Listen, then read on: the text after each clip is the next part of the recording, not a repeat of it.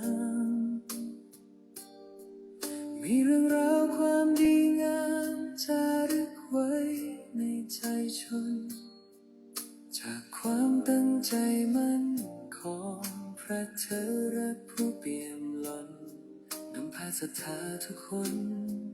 สู่ภูกามยาวแดนร่มเย็นจากม่อนกำพร้าในอดีตท่านนิมิตสร้างบุญญาพลิกฟื้นพื้นป่าพนาเป็นอารามตระการตาให้พบเห็นนามพระครูอภิรักษ์ชินนวงศ์หรือพระครูไทยผู้ร่มเย็นพระพุทธศาสนิกชนบำเพ็ญเจริญสติและภาวนาโอวัดป่าพุทธชินนวงศารามงามล้ำเกินคำนิยามดังแดนธรรมบนพระสุธาพญานาคราชโอบเขาใหญ่องค์มุจลินปกปักรักษา909 เมตรตระการตาเลื่องระเบียบคุ้มครองภัยกราบพระพุทธมหาจักรพรรดิโลกเกวิวรณ์ตระหง่านยิ่งใหญ่ด้วยบารมีพระครูไทยผู้สร้างไว้เป็นศูนย์รวมใจชาวพุทธมูลนิธิพุทธสวรรณภูมินอบน้อมในพระรัตนตรัยอันมีคุณพระพุทธคุณพระธรรมคุณพระสงฆ์ขอถวายความอาลัยในหลวงพ่อเจ้าประคุณสมเด็จพระพุทธชินวงศ์องค์อดีตเจ้าวาดวัดพิชัยญาติขอความสุขความสวัสดีจงบังเกิดมีแก่ญาติโยมญาติธรรมลูกหลานมนต์มหาจักรพรรดิทุกคนที่มาสวดมนต์ในค่ำคืนนี้เป็นค่ำคืนที่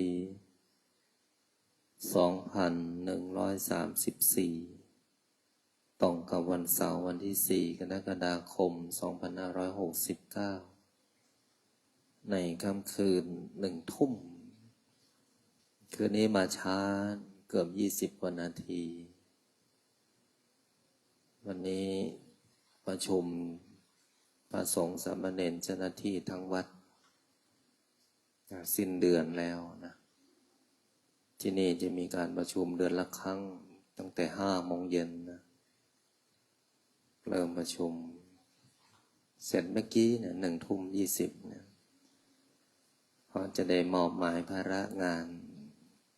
บุญนะเพื่อความพร้อมเพรียงของหมู่คณะความสามัคคีของหมู่คณะที่นี่ก็มีการอยู่กันในหมู่มากไม่ว่าจะเป็นพระสงฆ์องค์เณรญาติโยมพนักงานเจ้าหน้าที่จิตอาสา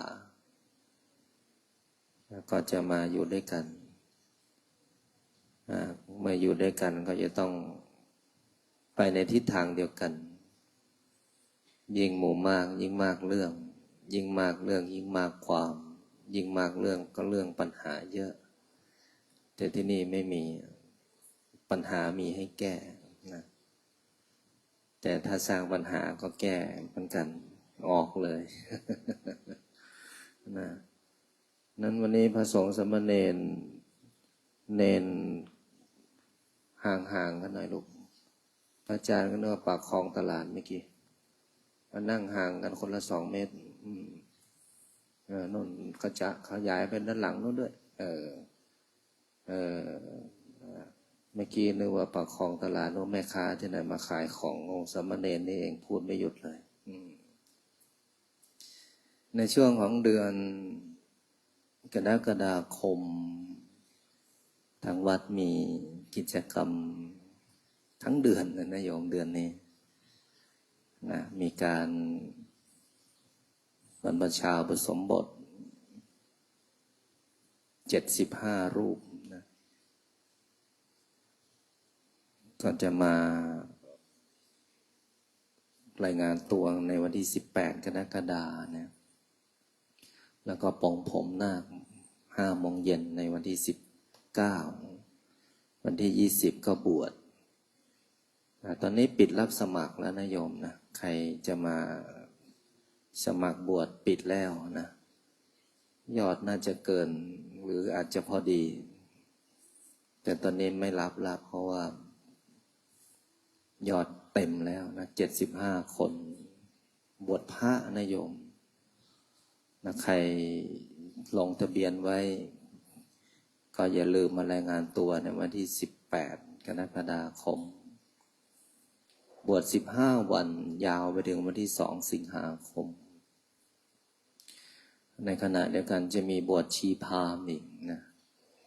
28 29 30บวชเข้าพรรษา3 วันนะผู้ปฏิบัติธรรมรุ่นที่24ก็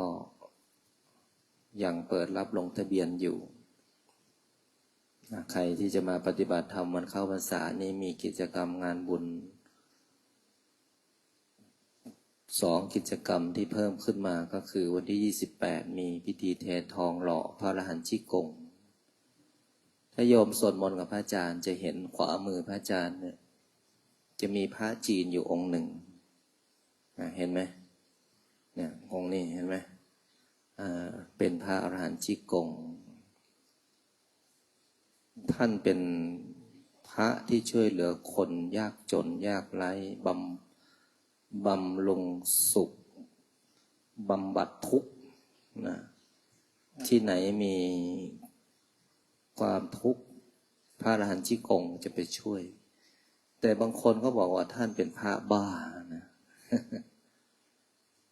ทั้งที่ท่านเป็นพระที่อยู่เหนือโลกอยู่เหนือธรรมอยู่เหนือจิต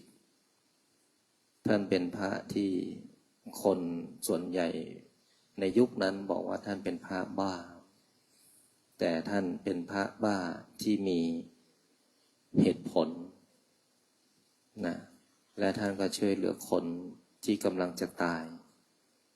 หรือคนที่ประสบความทุกข์กับปัญหาชีวิตนะเราจะมีเททองหล่อวันที่28 5 โมงเย็นหล่อพระอรหันต์ชิกงความสูง9 เมตรโยม9 เมตรใหญ่นะสูงแล้วก็วันที่29เป็นวันอาสาฬหบูชาเป็นวันเข้าพรรษา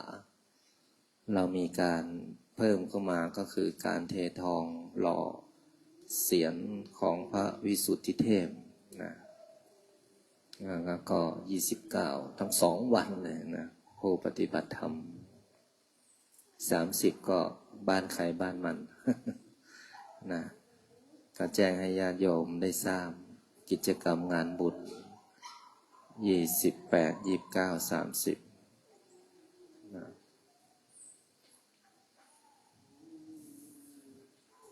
ถ้าเนนรูปไหน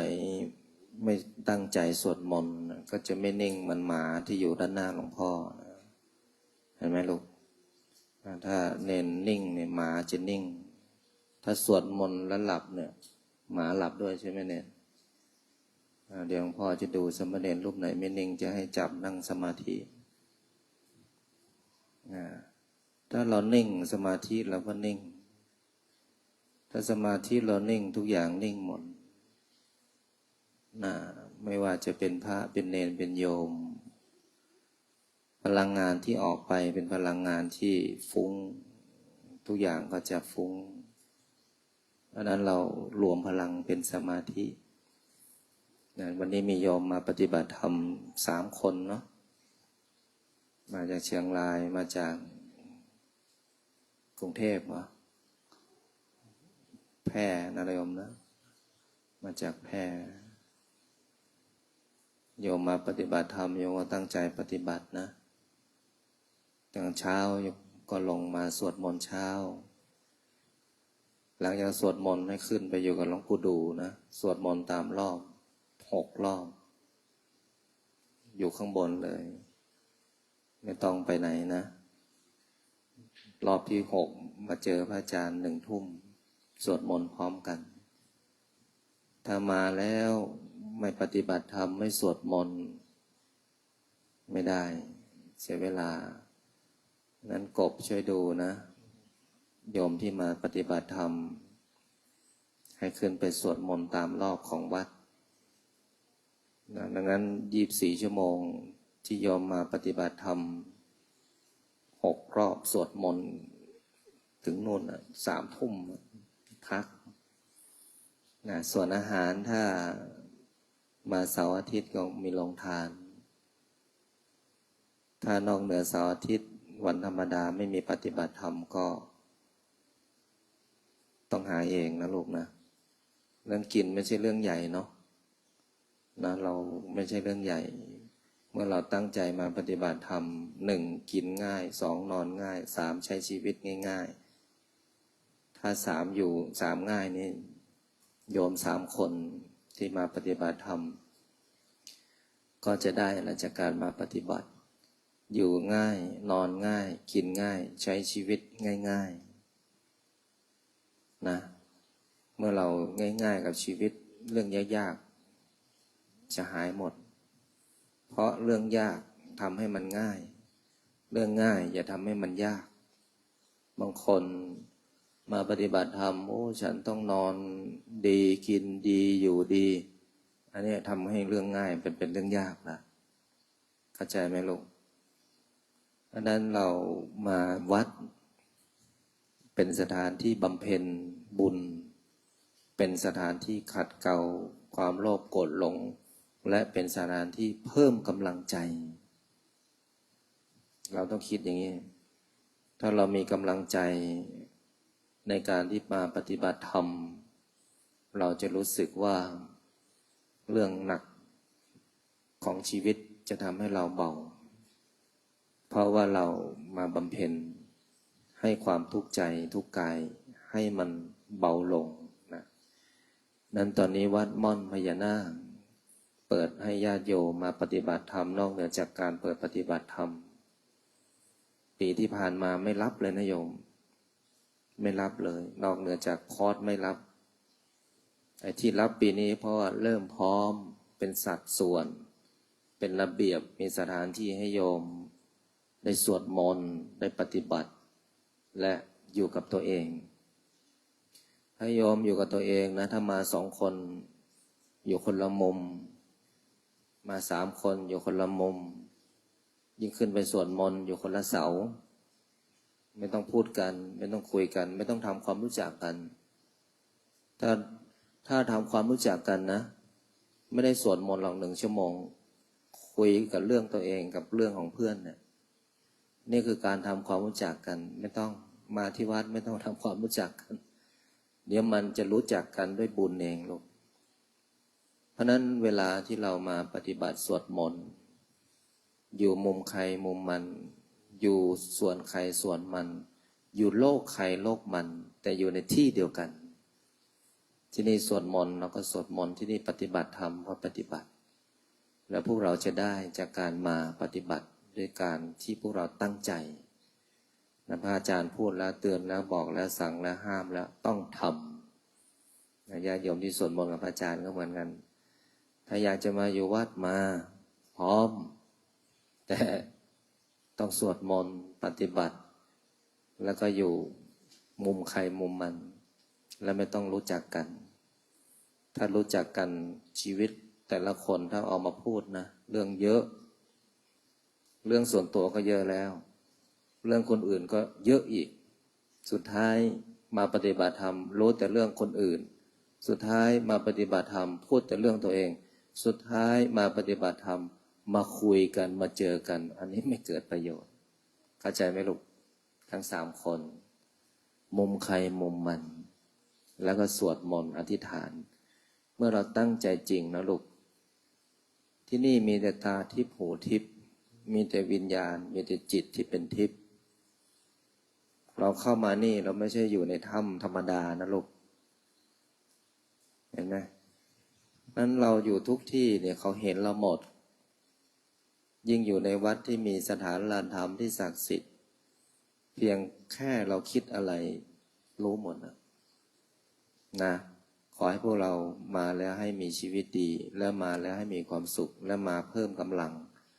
แล้วมาร่วมกันเป็นหนึ่งของการสร้างบารมีบารมีคือการเพิ่มพูนขึ้นทุกขณะวันเวลาที่พวกเราได้ทำความดี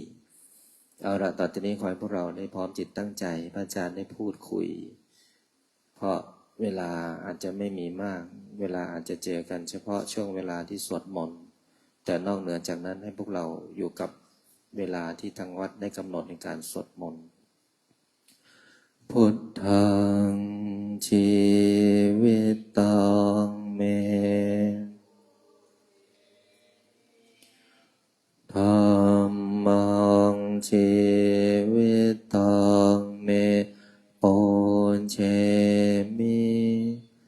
สังฆังชีวิตังเมปุญเชมิพุทธังวันทามิธัมมังวันทามิสังฆังวันทามิ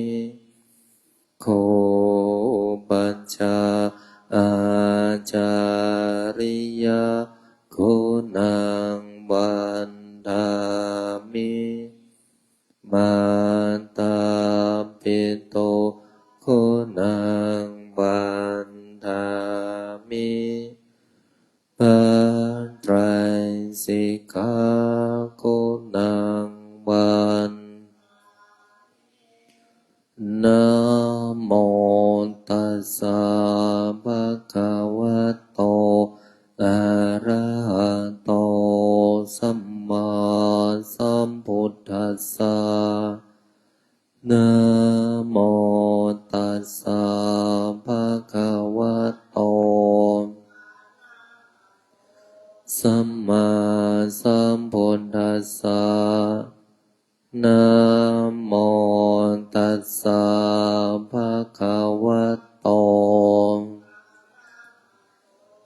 สัมมาสัมพุทธัสสะพุทธังสรณังคัจฉามิธัมมังสรณังคัจฉามิสังฆังสรณังคัจฉามิทุติยัมปิพุทธังสรณังคัจฉามิ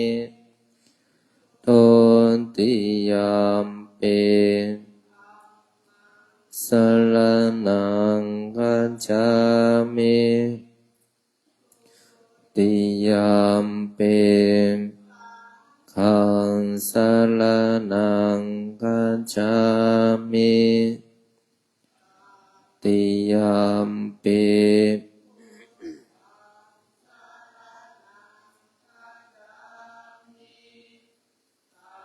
ติยัมปิมังสรณังคัจฉามิตติยัมปิระนังคัจฉามิปานาติปาตาเวรมณีสิกขาปัทังสมาธิยามิทินนาทานาเวรมณีสิกขาปัทังสมาธิยามิกาเมสุมิจฉาจาราเวรมณีสิกขาปัทังสมาธิยามิสาวาทาเวรมณีสิกขาปัทังสมาธิยามิสุราเมรยาดัฏฐานาเวร มณีสิกขาปะทังสมาอิมานิปัญจสิกขาปัฏฐานิสมาธิยามิอิมานิปัญจปัฏฐา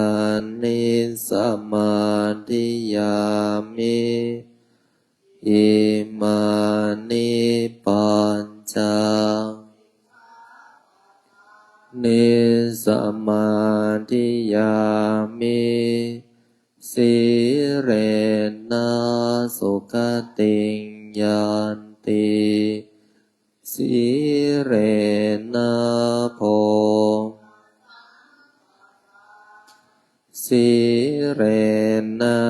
นิพุตติงยันทัสสมังวิโสทะเยนะโมตัสสะภะคะวะโตสัมมาสัมพุทธัสสะนะโมตัสสะภะคะวะโตสัมมาสัมพุทธัสสะนะโมตัสสะอะระหะโตสัมมาสัมพุทธัสสะพุทธังอะระหะนะนังกะโรมิธัมมังอะระหะนะนังกะโรมิสังฆังอะระหะนะนังกะโรมินะโมโพธิสัตว์โตอาคันติมายาอิติภะคะวานะโมโพธิสัตว์โตติมายาอิติภะคะวานะโมโพธิสัตว์โตมายาอิติภะคะวานะโมโพธิสัตว์โตปัญโยนะโมโพธิสัตว์โตภมมะปัญโยนะโมโพธิสัตว์โตภมมะปัญโยโทโสโมหะจิตเตนะพุทธัสสมิงปะปะกะโตมายาคัมมะธัมเมกันตังโทสัพพะปัปปะวินาศสันโตโยโทโสโมหะจิตเตนะปะกะโตมายาคัมมะธัมเมกันตังโทวินาศสันโตโยโทโสโมหะจิตเตนะสมิงปะปะกะโตมายาคัมมะธัมเมกันตังโทสัพพะปัปปังวินาศสันโตนะโมตัสสะภะคะวะโตสัมมาสัมพุทธัสสะนะโมตัสสะโตสัมมาสัมพุทธัสสะนะโมตัสสะภะคะวะโตอะระหะโตสัมมา สสะนะโมพุทธายะพระพุทธไตรรัตนญาณมณีนพลันสิสหัสสะสุธรรมาพุทโธธรรมโมสังโฆยะถาพุทโมนาพุทธบูชาธรรมบูชาสังฆบูชาอาคิทานังวารังคันทังสิวาริจมหาเถลังอาหังวันทามิทุระโตอาหังวันทามิธาตุโยอาหังวันทามิสัพพะโตพุทธาธรรมสังฆปูเชมินะโมพุทธายะพระพุทธไตรรัตนญาณมณีนพรัตน์สิสหัสสะสุธรรมาพุทโธธรรมโมสังโฆยะถาพุทโมนาพุทธบูชาธรรมบูชาสังฆบูชาอาคิทานังวารังคันทังสิวาริจมหาเถลังอาหังวันทามิทุระโตอาหังวันทามิธาตุโยอาหังวันทามิสัพพะโตพุทธาธรรมสังฆปูเชมินะโมพุทธายะพระพุทธไตรรัตนญาณมณีนพรัตน์สิสหัสสะสุธรรมาพุทโธธรรมโมสังโฆยะถาพุทโมนาพุทธบูชาธรรมบูชาสังฆบูชาอาคิทานังวารังคันทังสิวาริจมหาเถลังอาหังวันทามิทุระโตอาหังวันทามิธาตุโยอาหังวันทามิสัพพะโตพุทธาธรรมสังฆปูเชมินะโมพุทธายะพระพุทธไตรรัตนญาณมณีนพลันสิสหัสสะสุธรรมาพุทโธธรรมโมสังโฆยะถาพุทโมนาพุทธบูชาธรรมบูชาสังฆบูชาอาคิทานังวารังคันทังสิวาริจมหาเถลังอาหังวันทามิทุระโตอาหังวันทามิธาตุโยอาหังวันทามิสัพพะโสพุทธาธรรมสังฆปูเชมินะโมพุทธายะพระพุทธไตรรัตนญาณมณีนพรัตน์สิสหัสสะสุธรรมาพุทโธธรรมโมสังโฆยะถาพุทโมนาพุทธ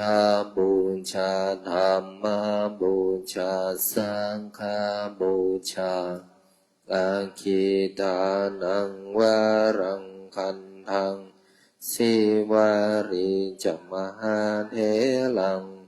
อาหังวันทามิทุระโตอาหังวันทามิธาตุโยอาหังวันทามิสัพพะโตพุทธาธรรมสังฆปูเชมิ นะโมพุทธายะพระพุทธไตรรัตนญาณมานีโนภาลังสีสหัสสุธรรมาพุทโธธรรมโมสังโฆยะถาพุทโมนาพุทธบูชาธรรมบูชาสังฆบูชา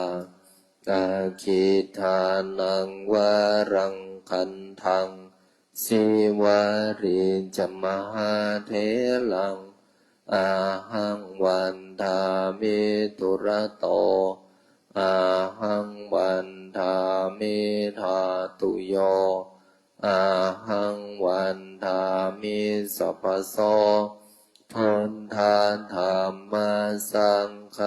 ปุญเชมินะโมพุทธายะพระพุทธไตรรัตนญาณมานีโนภาลังสีสหัสสุธรรมาพุทโธธรรมโมสังโฆ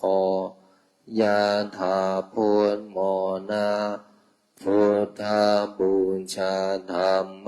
บูชาสังฆบูชากาคิทานังวารังคันทังสิวาริจมหาเถลังอาหังวันทามิตุระโตอาหังวันทามิธาตุโยอาหังวันทามิสัพพโสพุทธาธรรมสังฆปุญเชมินะโมพุทธายะพระพุทธไตรรัตนญาณมานีโนภาลังสีสหัสสุธรรมาพุทโธธรรมโมสังโฆยะถาพุทโมนาพุทธบูชาธรรมบูชาสังฆบูชากาคิทานังวารังคันทังสิวาริจมหาเถลังอาหังวันทามิตุระโตอาหังวันทามิธาตุโยอาหังวันทามิสัพพโสพุทธาธรรมสังฆปุญเชมินะโมพุทธายะพระพุทธไตรรัตนญาณมานีโนภาลังสีสหัสสุธรรมาพุทโธธรรมโมสังโฆยะถาพุทโมนาพุทธบูชาธรรมบูชาสังฆบูชากาคิทานังวารังคันทังสิวาริจมหาเถลังอาหังวันทามิตุระโตอาหังวันทามิธาตุโยอาหังวันทามิสัพพโสพุทธาธรรมสังฆปุญเชมินะโมพุทธายะพระพุทธไตรรัตนญาณมานีโนภาลังสีสหัสสุธรรมาพุทโธธรรมโมสังโฆยะถาพุทโมนาพุทธบูชาธรรมบูชาสังฆบูชากาคิทานังวารังคันทังสิวาริจมหาเถลังอาหังวันทามิตุระโตอาหังวันทามิธาตุโยอาหังวันทามิสัพพโสพุทธาธรรมสังฆปุญเชมิ นะโมพุทธายะพระพุทธไตรรัตนญาณมานีโนภลัสสิสหัสสสุธรรมาพุทโธธรรมโมสังโฆยะถาพุทโมนะพุทธบูชาธรรมบูชาสังฆบูชากาคิทานังวารังคันทังสิวาริจมหาเถลังอาหังวันทามิตุระโตอาหังวันทามิธาตุโยอาหังวันทามิสัพพโสพุทธาธรรมสังฆปุญเชมินะโมพุทธายะพระพุทธไตรรัตนญาณมานีโนภลัสสิสหัสสสุธรรมาพุทโธธรรมโมสังโฆยะถาพุทโมนะพุทธบูชาธรรมบูชาสังฆบูชา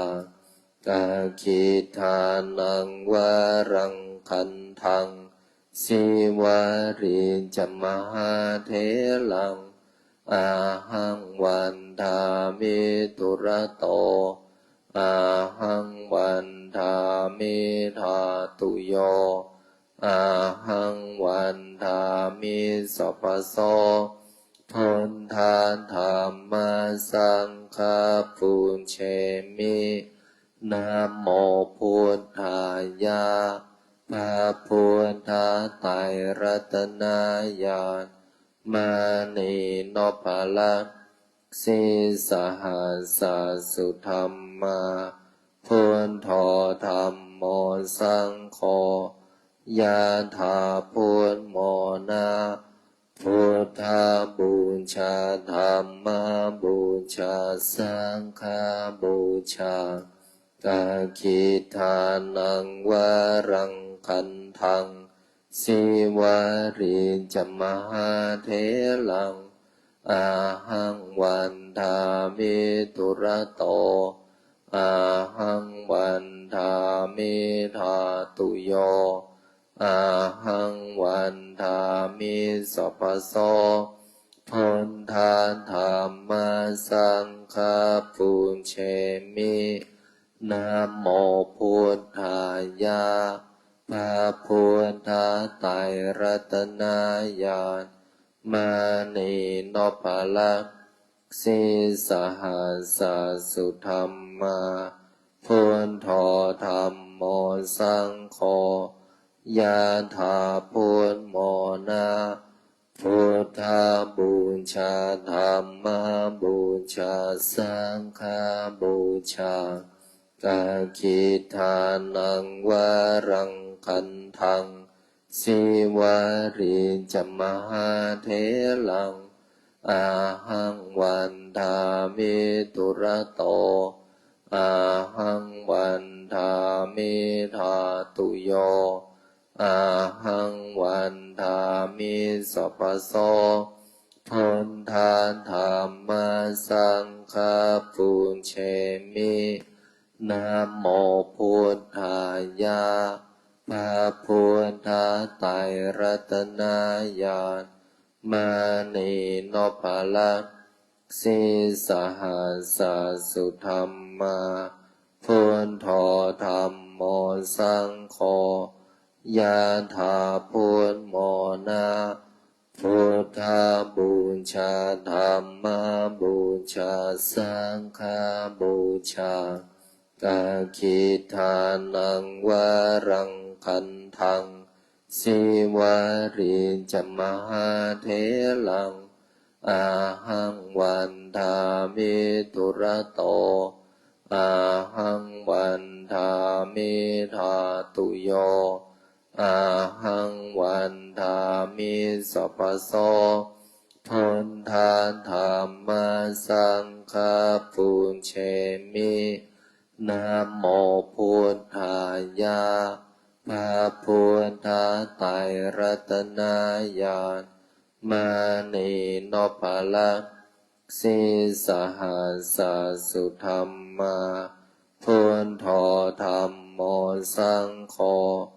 ยะถาพุทโมนาพุทธบูชาธรรมบูชาสังฆบูชากาคิทานังวารังคันทังสิวาริจมหาเถลังอาหังวันทามิตุระโต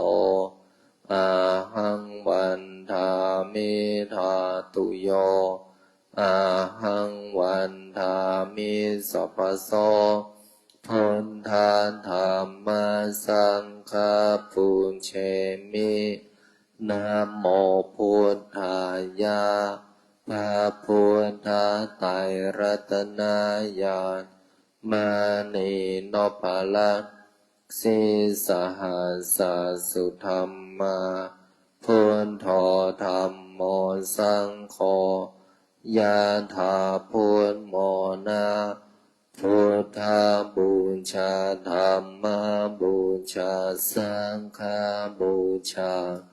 กาคิทานังวารังคันทังสิวาริจมหาเถลังอาหังวันทามิตุระโตอาหังวันทามิธาตุโยอาหังวันทามิสัพพโสพุทธาธรรมสังฆปุญเชมินะโมพุทธายะพระพุทธไตรรัตนญาณมานีนพลักสิสหัสสุธรรมาพุทโธธรรมโมสังโฆยะถาพุทโมนาพุทธบูชาธรรมบูชาสังฆบูชากาคิทานังวารังคันทังสิวาริจมหาเถลังอาหังวันทามิตุระโตอาหังวันทามิธาตุโยอาหังวันทามิสัพพโสพุทธาธรรมสังฆปุญเชมินะโมพุทธายะพระพุทธไตรรัตนญาณมานีนพลักสิสหัสสุธรรมาพุทโธธรรมโมสังโฆยะถาพุทโมนาพุทธบูชาธรรมบูชาสังฆบูชาอาคิทานังวารังคันทังสิวาริจมหาเถลังอาหังวันทามิตุระโตอาหังวันทามิธาตุโยอาหังวันทามิสัพพโสพุทธาธรรมสังฆปุญเชมิ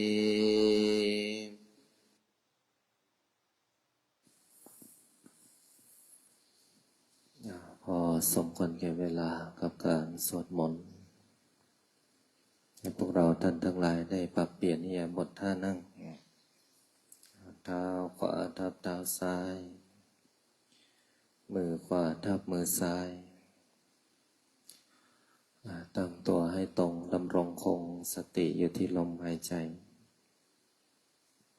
หลับตาลง หายใจเข้าลึ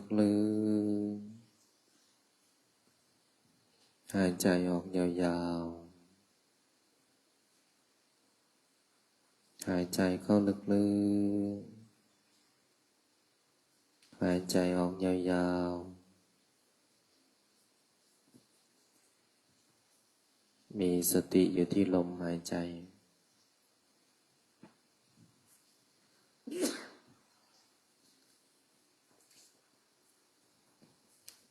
หายใจเข้าพุทหายใจออกโท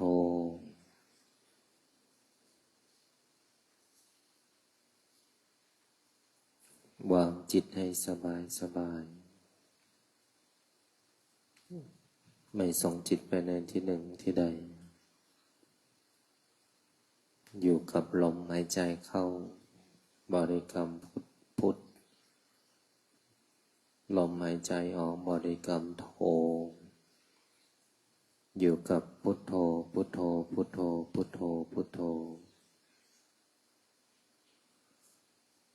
จนจิตของเราตั้งมั่นเป็นสมาธิ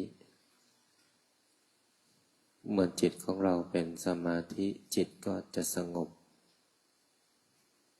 เมื่อจิตของเราสงบความรู้สึกก็ผ่อนคลาย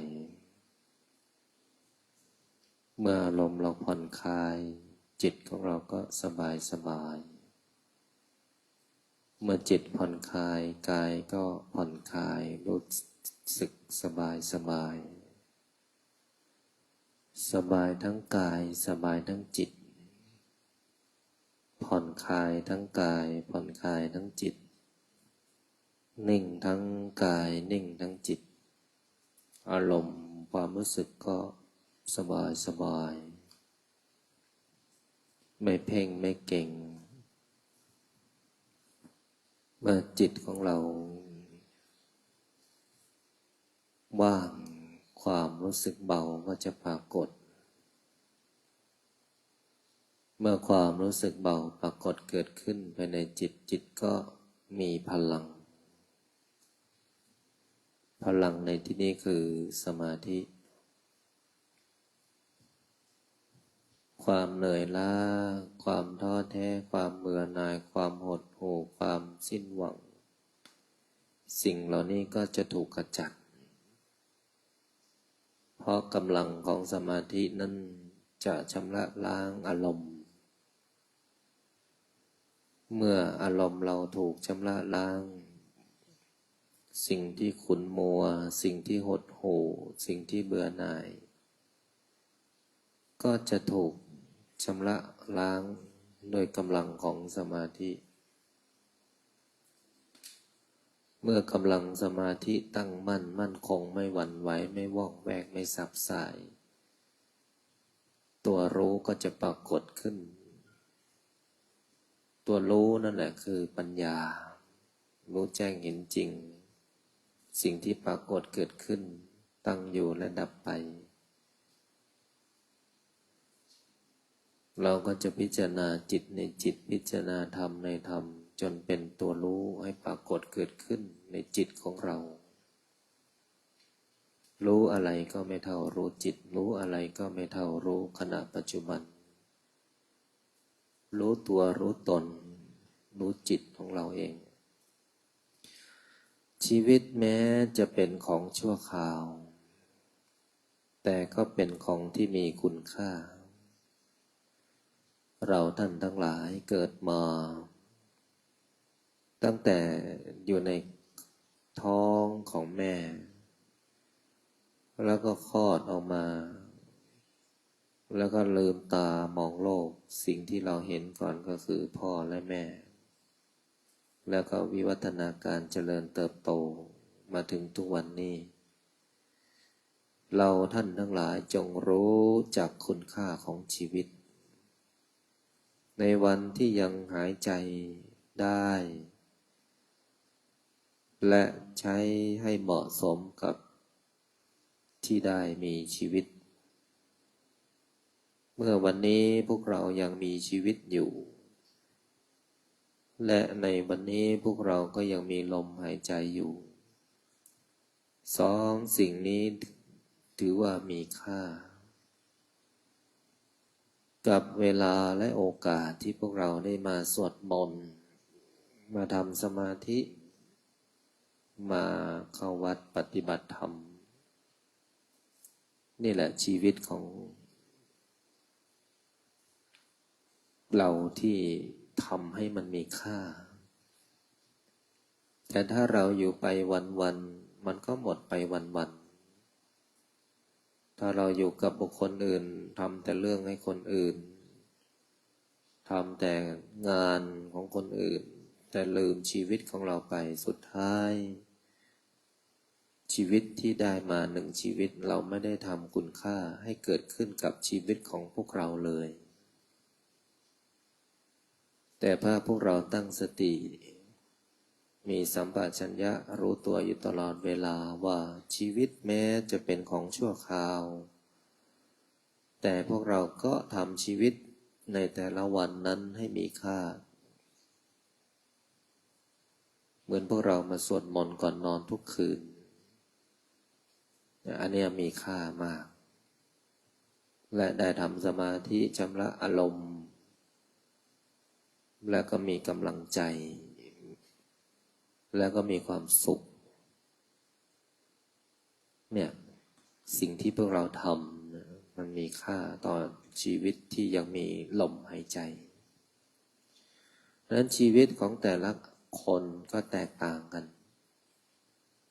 เราเป็นเจ้าของชีวิตเราเป็นผู้ใช้ชีวิตและเราเป็นผู้ที่กำหนดชีวิต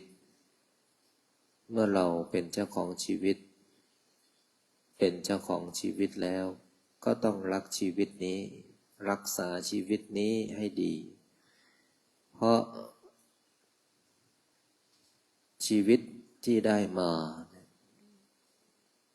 ไม่รู้ว่ามันจะหมดเมื่อไหร่ไม่ว่าจะเป็นพระเป็นโยมเป็นเณรก็หมดชีวิตได้เหมือนกันเราจะเห็นข่าวที่ผ่านมาการทำความดีของพระธุดงค์ในขณะที่ท่านเดินกำหนดอยู่ริมถนน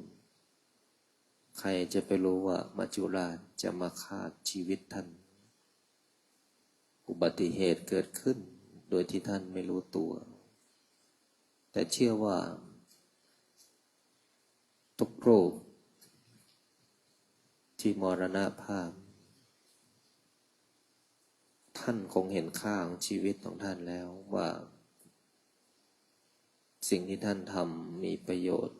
และสุดท้ายของชีวิตก็คือตายแต่ท่านตายในการบำเพ็ญประโยชน์ท่านไม่ได้ใช้ชีวิตของท่านแบบไม่มีประโยชน์ท่านรักษาจิตของท่านทุกขณะทุกย่างก้าวแต่ความตายทุกย่างก้าวไม่มีใครรู้ว่าจะสิ้นสุดเมื่อไหร่ที่ก้าวเดินในแต่ละวันนั้นก่อนที่ความตายจะปรากฏเกิดขึ้นกับพวกเราก็ไม่เสียดายกับชีวิตเพราะพวกเราได้ใช้ชีวิตคุ้มค่าแล้วถ้าเราเห็นค่าและก็รักษาชีวิตไว้เราก็จะไม่ทำให้ชีวิตนั้นหมดไปวันๆโดยที่ไม่มีคุณค่าการสวดมนต์ทำสมาธิในค่ำคืนนี้ก็ถือว่าเป็นอีกหนึ่งค่ำคืนที่มีค่าต่อชีวิตที่ยังได้สะสมบุญบารมีให้กับตัวของเราเองเรื่องของวันพรุ่งนี้ก็ปล่อยมันทำวันนี้เวลานี้ขณะนี้เดี๋ยวนี้มีความสุขของวันนี้และเดี๋ยวนี้เราก็จะมีความสุขในขณะที่เรายังมีชีวิตอยู่ในขณะปัจจุบันขอให้ความสุขนี้จงบังเกิดขึ้นในดวงจิตของพวกเราทุกคน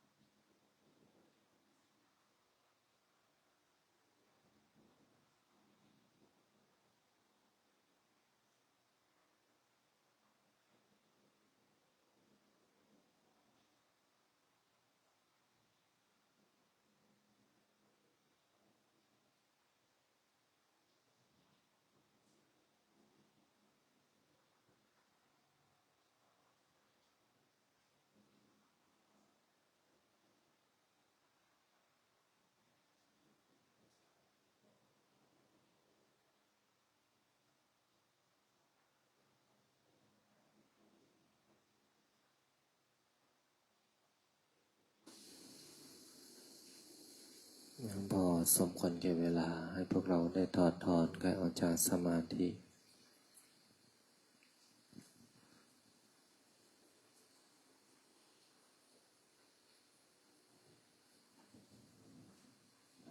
ตั้งใจแผ่เมตตาภาวนาบทพลิกชีวิตตั้งนะโมพร้อมกัน3 จบนะโมตัสสะภะคะวะโตอะระหะโตสัมมาสัมพุทธัสสะนะโมตัสสะภะคะวะโตอะระหะโตสัมมาสัมพุทธัสสะนะโมตัสสะภะคะวะโตอะระหะโตสัมมาสัมพุทธัสสะพุทธังสรณังคัจฉามิพระพุทธเจ้าเป็นที่พึ่งเป็นสรณะของข้าพเจ้าธัมมังสรณังคัจฉามิพระธรรมเป็นที่พึ่งเป็นสรณะของข้าพเจ้าสังฆังสรณังคัจฉามิพระสงฆ์เป็นที่พึ่งเป็นสรณะของข้าพเจ้าสิทธัตโธอะสโมโลเกพระพุทธเจ้าอันมีพระนามว่าสิทธัตถะพระพุทธเจ้าไม่มีผู้อื่นผู้ใดเสมอเปี่ยมในโลกนะโมโพธิสัตว์โตอาคันติมายะอิติภควาสิริวิชโยนะโมพุทธายะอิมินากตปุญเยนะโดยอำนาจบุญกุศลที่เกิดจากการให้ทานรักษาศีลปฏิบัติธรรมสวดมนต์บทมหาจักรพรรดิทำสมาธิแผ่เมตตากรวดน้ำบทพลิกชีวิตในค่ำคืนนี้ขอน้อมถวายเป็นพุทธบูชาธรรมบูชาสังฆบูชาและขอน้อมถวายแด่ครูบาอาจารย์อันมีหลวงปู่ทวดสมเด็จพระพุทธาจารย์โตพรหมรังสีครูบาเจ้าศรีวิชัยนักบุญแห่งล้านนาหลวงปู่ดูเจ้าของมนต์มหาจักรพรรดิหลวงพ่อเกษมหลวงพ่อคูณหลวงพ่อเจ้าประคุณสมเด็จพระพุทธชินวงศ์สมศักดิ์โอปัสมามหาเถระองค์อดีตเจ้าวาดวัดพิชัยญาณทุกรูปและหลวงตามาเป็นที่สุดและขออุทิศน้อมถวายเป็นพระราชกุศลแด่ดวงทิพวิญญาณของอดีตบุรพมหากษัตริย์ไทยทุกพระองค์ทุกสมัยและขอน้อมถวายเป็นพระราชกุศลแด่พระบาทสมเด็จพระวชิรเกล้าเจ้าอยู่หัวพระบรมวงศานุวงศ์ทุกพระองค์และขออุทิศน้อมถวายเป็นพระราชกุศลแด่สมเด็จพระนางเจ้าสิริกิติ์พระบรมราชินีนาถพระบรมราชชนนีพันปีหลวงและขออุทิศถวายเป็นพระกุศลแด่สมเด็จพระเจ้าลูกเธอเจ้าฟ้าพัชรกิติยาภาและขออุทิศส่วนบุญสุกุศลให้แก่ดวงวิญญาณของสมเด็จเจ้าพระยาบรมมหาพิชัยญาณทัดบุญนาคผู้สร้างวัดพิชัยญาณขอส่วนผลบุญนี้จงสำเร็จแก่บิดามารดาอันมีชื่อว่าขอให้บิดามารดาของข้าพเจ้า จงมีแต่ความสุขขอส่วนผลบุญนี้จงสำเร็จแก่ครูประชาจารย์ญาติพี่น้องทั้งหลายเจ้ากรรมนายเวรทั้งหลายเจ้าที่เจ้าทางเจ้าที่ที่บ้านเจ้าที่ที่ทำงานเจ้าที่ที่วัดพิชัยญาณเจ้าที่ที่วัดป่าพุทธชินวงศารามเทวดาประจำกายของข้าพเจ้าเทวดา16 ชั้นฟ้า15 ชั้นดิน14 ใต้บาดาลเปรตทั้งหลายสรรพสัตว์ทั้งหลายมากมายไม่มีประมาณทั้ง31 ภูมิพระแม่ธรณีพระแม่คงคาแม่พระเพิงแม่พระพายแม่พระโพธิ์ศพท้าวจตุโลกบาลทั้งสี่ท้าววิรูปังท้าววิรุฬหงส์ท้าวทัตตรสท้าวเวสสุวรรณผู้เป็นใหญ่ในทิศทั้งสี่พระสยามเทวาธิราชเจ้าเหล่าพญาครุฑทั้งหลายเหล่าพญานาคทั้งหลายทั้งสี่ตระกูลนาคาธิบดีทั้ง9 พระองค์สัตตนาคราชพญามุจรินวิโรปักโขนาคาธิบดีองค์ญานพเกณฑ์นาคินีการนาคราชวาสุกีนาคราชพระแม่โสมาศรีวิกานาคเทวีพญาธุมสิกขีนาคราชพญานาคกวานพะเยาพญาสุวรรณนาคราชเหล่าพญานาคทั้งหลายณสถานที่แห่งนี้เหล่าพญางูทั้งหลายณสถานที่แห่งนี้องค์พญางูเผือกณสถานที่แห่งนี้ขอท่านทั้งหลายจงมีส่วนในบุญใดกุศลใดที่สำเร็จแล้วจงเป็นบุญต่อบุญเป็นทรัพย์ต่อทรัพย์เป็นสมบัติต่อสมบัติเป็นบารมีต่อบารมีเป็นอำนาจต่ออำนาจเป็นยศต่อยศเป็นวาสนาต่อวาสนาให้ข้าพเจ้าทั้งหลายได้มีมหาสมบัติเอาไว้ทำทานไม่รู้จักสิ้นไม่รู้จักหมดตั้งแต่แรกเกินจนสิ้นอายุไขหากแม้นว่าสิ้นอายุไขไปแล้วขอให้ได้ไปเกิดบนภพภูมิที่ดีบนโลกสวรรค์หากแม้นว่าจะกลับมาเกิดขอให้ได้เกิดพบพระพุทธศาสนาในยุคของพระศรีอริยเมตไตรขอให้ได้เกิดในตระกูลสัมมาทิฏฐิเป็นตระกูลเศรษฐีขอให้ได้ที่สุดแห่งรูปสมบัติทรัพย์สมบัติคุณสมบัติสวรรค์สมบัตินิพพานสมบัติจงบังเกิดมีแก่ข้าพเจ้าอันมีชื่อว่าขอให้ดวงจิตของข้าพเจ้า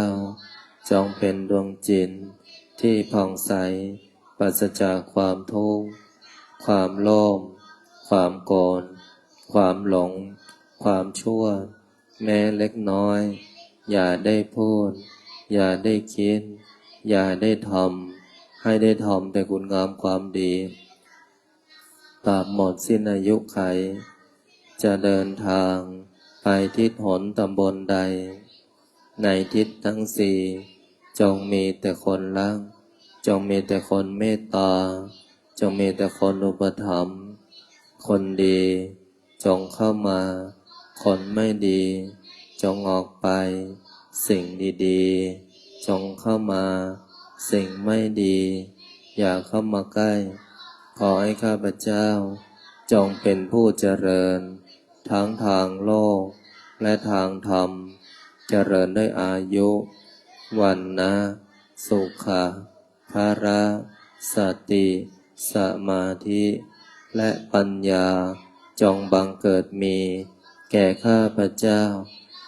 อันมีชื่อว่าขอส่วนผลบุญนี้จงส่งผลให้ข้าพเจ้าจะกระทำการงานสิ่งใดในพื้นปัตตภีนี้ไม่ว่าบนบกในน้ำในอากาศขอการงานสิ่งนั้นจงพลันสำเร็จ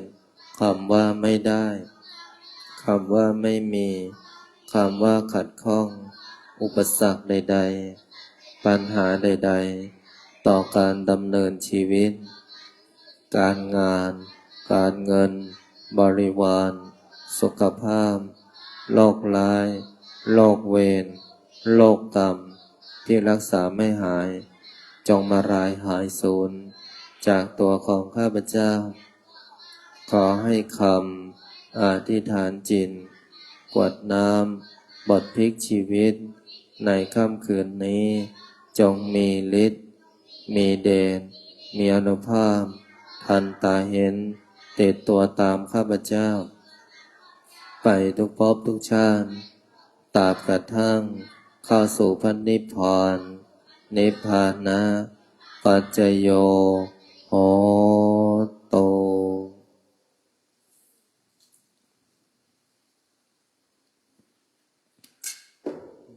ตั้งใจก่อนนำในบทอิมินานะ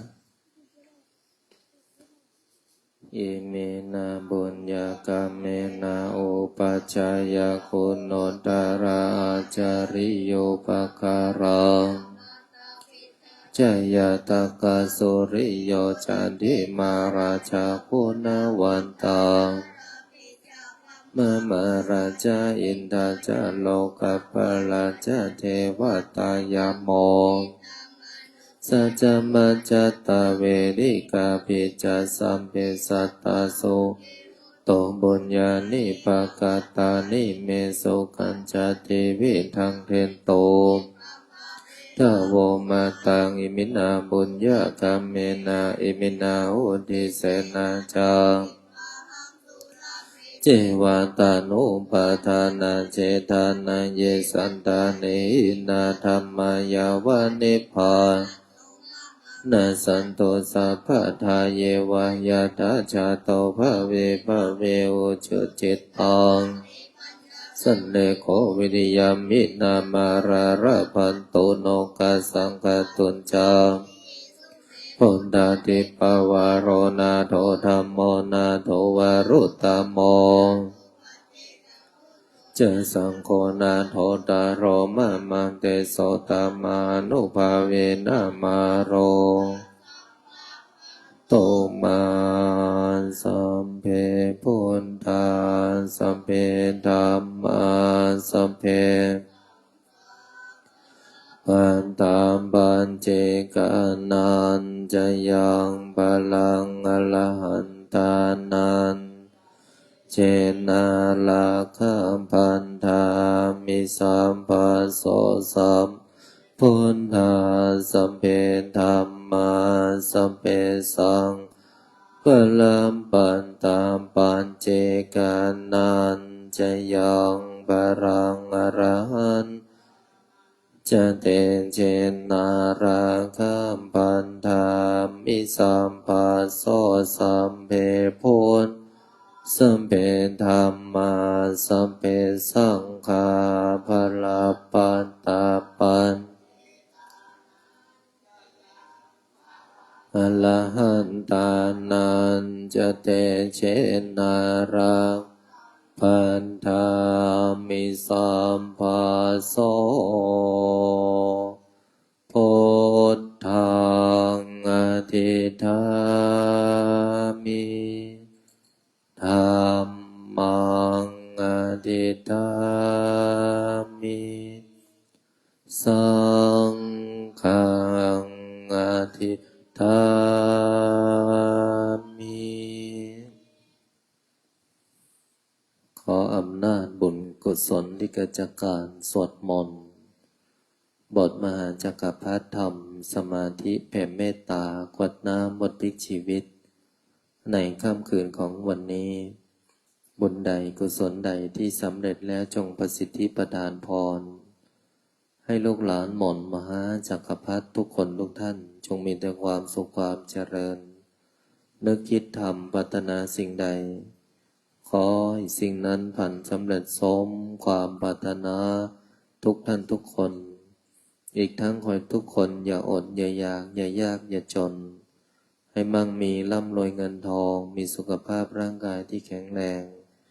มีอายุขัยที่ยืนยาวถึง100 ปีทุกท่านทุกคนเทอญ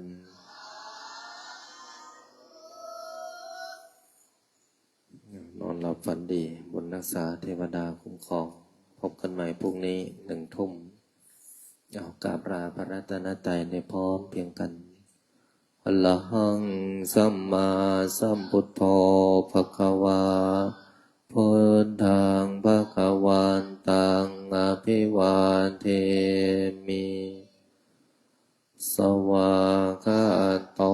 ภควตาธัมโม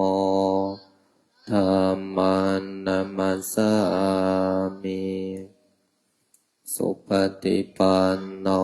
ภควโตสาวกสังโฆสังฆังนามามิ